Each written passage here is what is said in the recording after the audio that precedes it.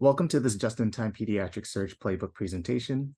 This is a production of the Western Regional Alliance for Pediatric Emergency Management, also known as WRAP-EM. My name is Ray Dizon, and I'm joined by Dr. Mary King, who will be leading us through this Pediatric Surge Playbook presentation. Welcome, Mary, and take it away. Hi, Ray. Thank you so much for having me today. I am a pediatric intensivist working out of Seattle. I work in Seattle Children's and Harborview Medical Center. Today, I'm here to share the story of the WRAP-EM Pediatric Surge Playbook and the work that we've done over the past few years to create the new Pediatric Surge Playbook. We've worked together since 2019. Then we began in pediatric surge preparedness and planning before COVID even was on the scene. When COVID arrived in 2020, it definitely changed some of our focus. We worked on topics that had to do with COVID, emergent planning needs, got into MIS-C, schools, masking, etc. During the fall of 2022, when children went back to school, we really underwent a tsunami in pediatric surge, ongoing mental health crisis, especially for children, and really significant staffing challenges in pediatric hospitals. Following that, we had a large surge, especially due to pediatric RSV. Our pediatric surge experts in our work group include disciplines such as PICU, pediatric emergency medicine, pediatric hospitalist medicine, neonatology, pediatric pharmacology, pediatric mental health. The list goes on and on. We were very privileged to get to work together in this environment with so many disciplines from so many Western states represented. We're able to share best practices during this most recent surge, and it really helped each other and each other's states in terms of our response in this past year. So this playbook is an effort to put together those recommendations and best practices from our pediatric surge experts within WRAP-EM to help share that information with the rest of our community and hopefully in the future to build upon it. I'm going to start by focusing on the playbook overview. First, with purpose and scope. The purpose of the playbook is to provide considerations or plays and resources to address major challenges related to pediatric surge. The audience is threefold. 1, hospital facilities and systems. 2, interagency groups, including ESF8, healthcare coalitions, public health, ad hoc.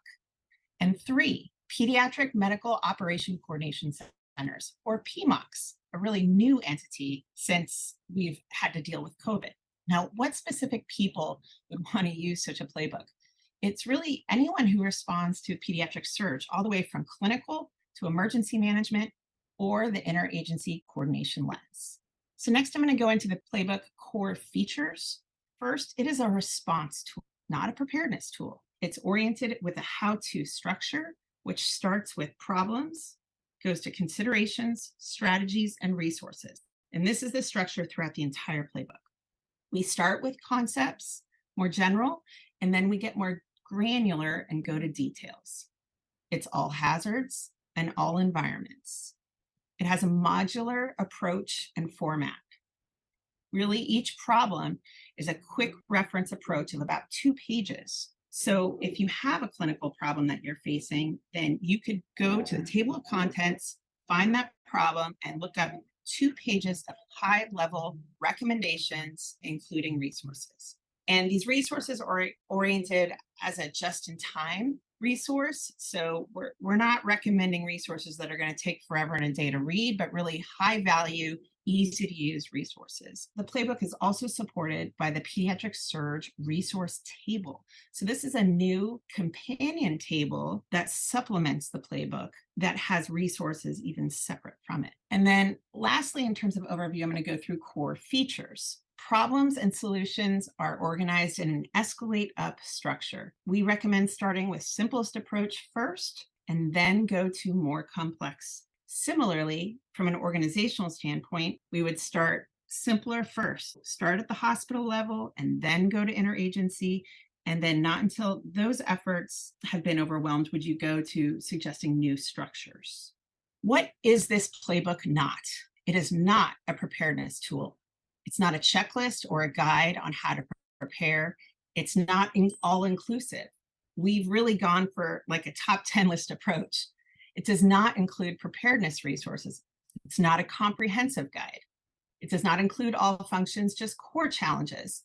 And it's not an MCI resource. We've really stayed away from that, as that's a different topic with a different structure of response.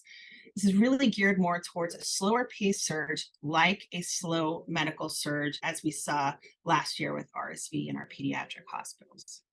It's also not geared at catastrophic. Some concepts may apply to a catastrophic scenario, but these strategies are really not drafted for that scale. It's really drafted more towards targeting a contingency disaster surge scenario and how to stay in that contingency space. And also, it is not crisis standards of care resource. It's focused on staying out of crisis. And then lastly, this playbook is not a replacement for expertise.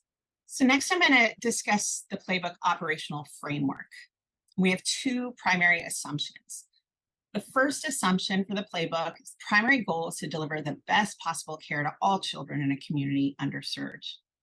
The second assumption is that even under contingency conditions, surge mitigation efforts can flex along a spectrum from low to medium to high contingency to avoid excluding children from care if resources are accessible. Similarly, you can surge back down that continuum. We also have key overarching strategies in terms of creating this playbook.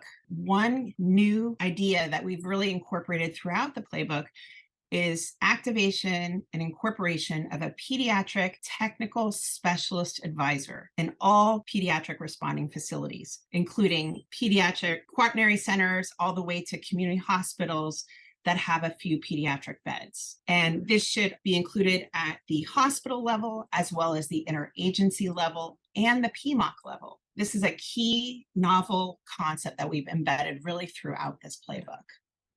And there's some details on this position towards the end of the playbook. And then the other big overarching strategy is to integrate ethical and equity considerations throughout the playbook. So next we get to how to use this thing. We've created this how-to guide so you can quickly obtain the information you need during a response. Because we know during response, you're not going to have all the time to go through this whole thing. So step one, review the operational framework and playbook structure, which we are doing right now. Step two, look at the reference table of contents for organizational level or domain. So this is where you have to pick, are you 1, 2, or 3, a hospital facility or system, an interagency group, or a PMOC? And then 3, go to the playbook section that matches your challenge. For example, what if I work in a hospital? I'm a PICU doc. So then I would go to the hospital and hospital systems domain. And then next, what if I don't have enough pediatric staff?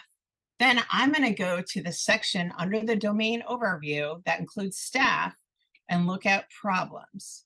Okay, so staff includes expansion, increasing pediatric expertise. My problem is I don't have not enough pediatric healthcare staff. I'm going to go to that problem number 1, not enough pediatric healthcare staff, and go see what's in those 2 pages of recommendations. So here I am. I work in a hospital. I don't have enough pediatric staff. I've gone to problem 1, not enough pediatric healthcare staff in the hospital domain. So here I can see a little bit of an overview, some response considerations, some strategies, and then some resources. So that's a nice example of how I take who I am, where I work, what my issue is, and apply it to the playbook, get my information. So similarly, what if I'm part of an ESF8 or healthcare response entity like a healthcare coalition? And then what if we're struggling with a situational awareness related to pediatric surge? Let me take a look. This is interagency domain. I see HCCs listed. There's a domain overview if I have questions. But right now, it's not really strategy, staff, space, it's stuff. Okay, fine. Managing shortages and limited data. Problem 2, insufficient healthcare data, situational awareness. For example, here I am, problem 2 now in that interagency domain, insufficient healthcare data, situational awareness. I've got response considerations, strategy 1. It continues to go through the rest of the information in that kind of 2-page format for me. So I get right to the resources. Okay, so I've also told you about this playbook companion. This is the Pediatric Surge Resource Table. This is a nice, quick reference guide, and it serves as a resource catalog that is a complement to the playbook. It includes a resource category and type, title, author, description, and link. So you can go in and directly get that resource. It's just in time focused, or at least adaptable. It has direct links, no paywalls or abstracts, and broader scope than the playbook. Currently has 78 resources. Our plan is to update this yearly. And these were all resources that were recommended and included from our WRAP-EM Pediatric Surge work group. And again, also organized into functional areas. I'm going to show you what the table of contents looks so you can see the playbook overview. This is the hospital and hospital system domain broken up into areas with problems. And then similarly, the interagency domain, the problems listed here.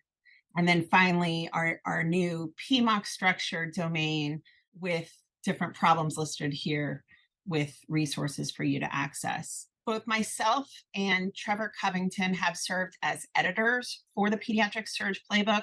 However, we are indebted to our contributors. We've had many, many amazing contributors from our WRAP-EM Pediatric Surge Playbook. Too many to list here, but they're definitely listed in the playbook. And we appreciate their content. We appreciate their editing. We appreciate their reviews.